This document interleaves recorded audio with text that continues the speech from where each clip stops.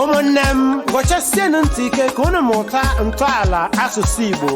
Abịdị Igbo bụ ntọala asụsụ anyị. Ka ịbụ nwa akwụkwọ onye nkụzi nne na nna gọchasienụ ntị ike ka unu nweta ntọala asụsụ anyị. Ngwanụ aka bekecha adeche Dinta Egbe Fee BETE doro gbamgbam lọ gwongworo rujie isi ịgbaji karama ọkwọ loi loi mmanya nnu ṅụọ onye ọgọ Pita rie sachashie taa ụkwụ vuo were ya zacha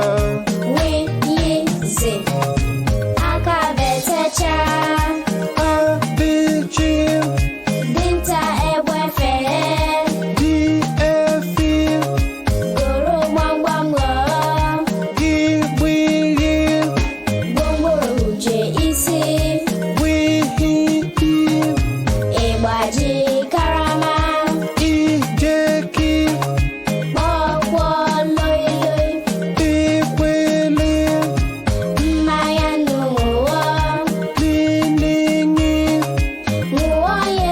onye winyi ọgọ Pita rie ọpịrị sachashie taa sishiti ụkwụ vuo uovi were ya zacha wiyizi abịchi BETE gigbigi ijeki kwekwele lilingi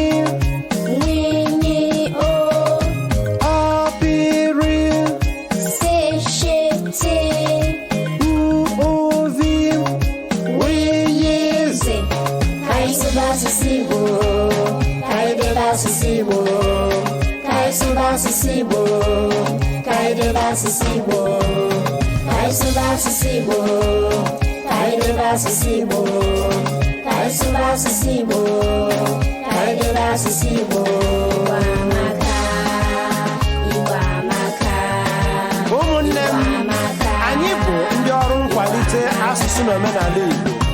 Nwa bụ Maazị Ugocha na-eche ofe egwu na ụmụasa ndị ọzọ na-akpọku gị ka ị bịa sonye anyị n'ọrụ nkwalite asụsụ na omenala Igbo. Bịa tinye oke gị kwado anyị ka asụsụ Igbo ghara ịnwụ n'ahụ anyị. Ngwanụ